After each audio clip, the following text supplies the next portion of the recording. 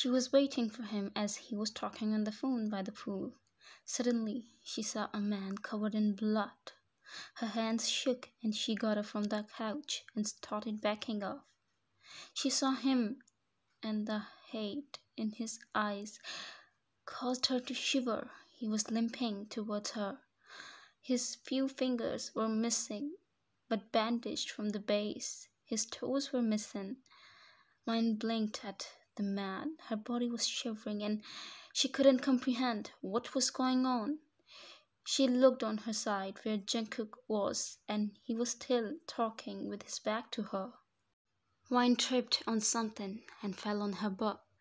The man smacked at her. "You must be precious to him." That man whispered loud enough for her. At this moment, she could hear her heartbeat. She looked around as he advanced on her. Wine wished she didn't let Bam go with Jimin for a walk.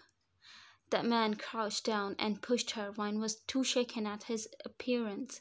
That man moved his hand to touch her face and she closed her eyes. Suddenly, something wet splashed on her face and she opened her eyes to see something red spraying from that man's neck, and Jungkook stood behind, holding his hair to keep him in place. Her eyes went to Jungkook's side, which held a blade, which was dripping with blood. The droplet of blood falling from the end of the blade slowed somehow. Even every motion slowed somehow. A wave of different kind of terror went through her body. And when she looked at Jungkook's eyes, they were different. The goosebumps erupted in her body. Jungkook threw the body away as if it was nothing. He came for Wine, but Wine started backing up in fear. Wine didn't acknowledge him. "Zora?"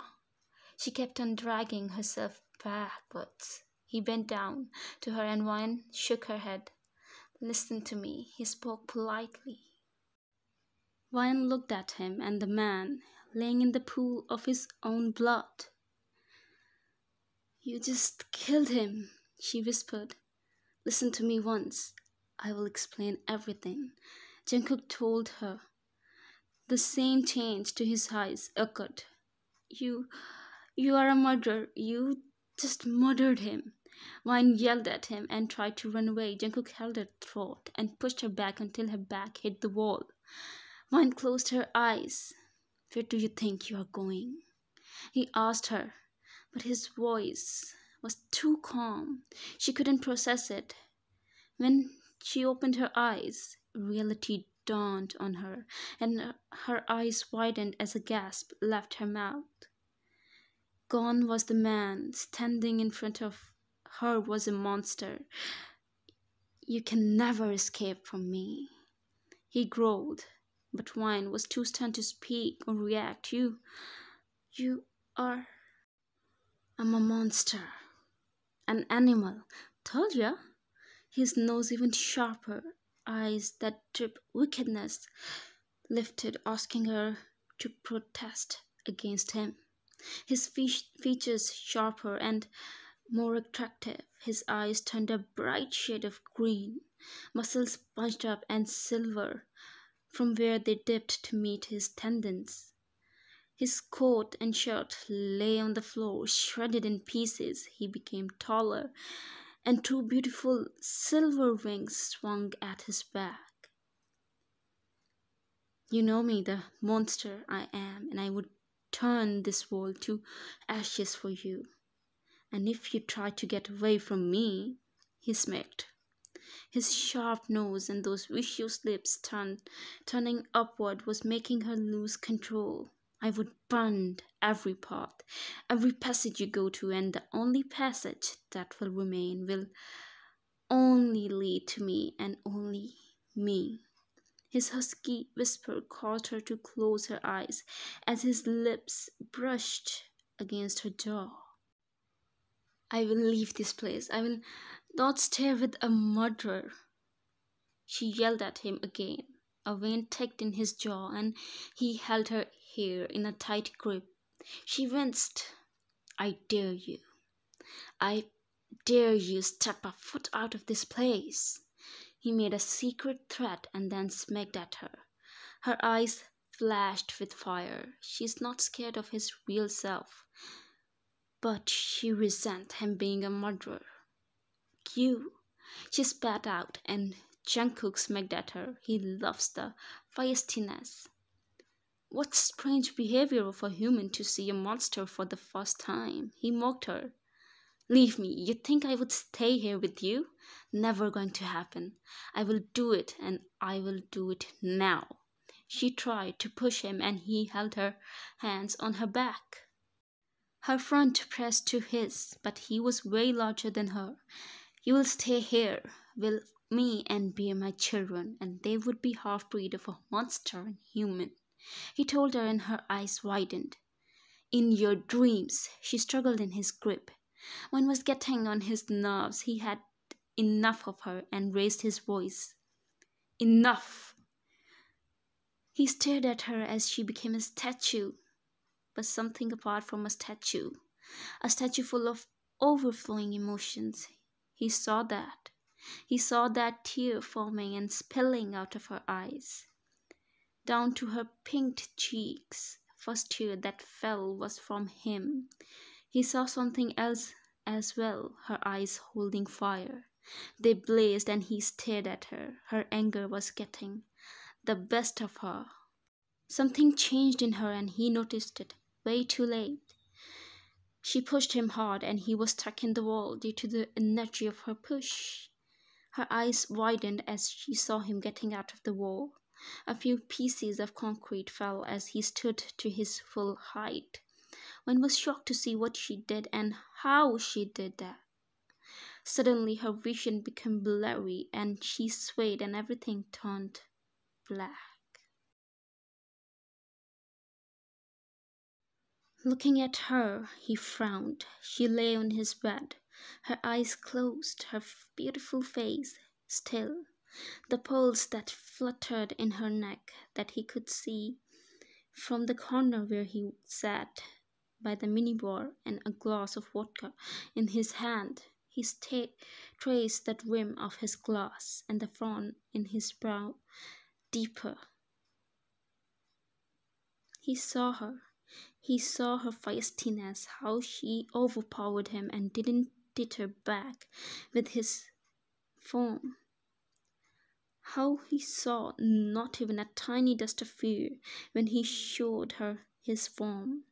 His monster is crazy.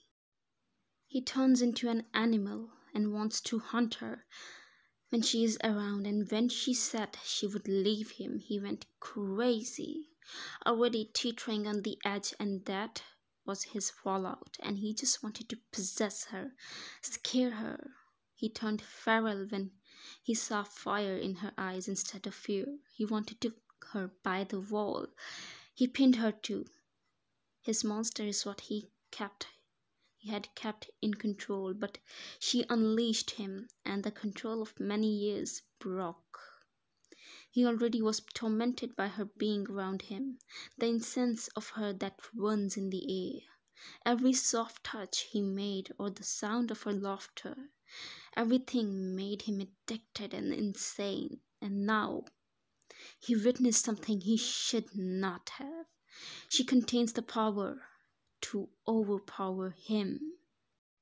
She unleashes his monster and then overpowers him also. The glow of her eyes and the shift of her muscles, he witnessed her monster. But why did she lose consciousness? Why was she so shocked? Why did he never feel her in that way? But now that he's focused, he can smell her. He can smell the monster in her. His monster is impatient to attack her, to claim her. She unleashed him. But how could she do that? No one can unleash the Prince of Dietrichs without his consent. Athena created the Dietrichs. She made them mortal, but much more powerful than humans. She created his race 1700 years ago. Only a few are left because humans are after them. They are curious. hose. Athena gave them the power to communicate with each other with their senses, but to only those who were close to each other. Jungkook received a message. "Where are you? Are you alright?" He acknowledged it was from Jimin. "In my room," he answered, without actually speaking. Jimin rushed into his room and saw him sitting beside his minibar, sipping his vodka, his gaze fixed on the girl on his bed. "What is it? You shifted? You know we can't do that, and why is the wall broken?" He sniffed. "And what is that scent?" He came near him and sat on the opposite chair. Jungkook tilted his head and looked at him. Jimin could see his muscles blazing and shifting, indicating his monster has not calmed down yet. "What happened?" he asked.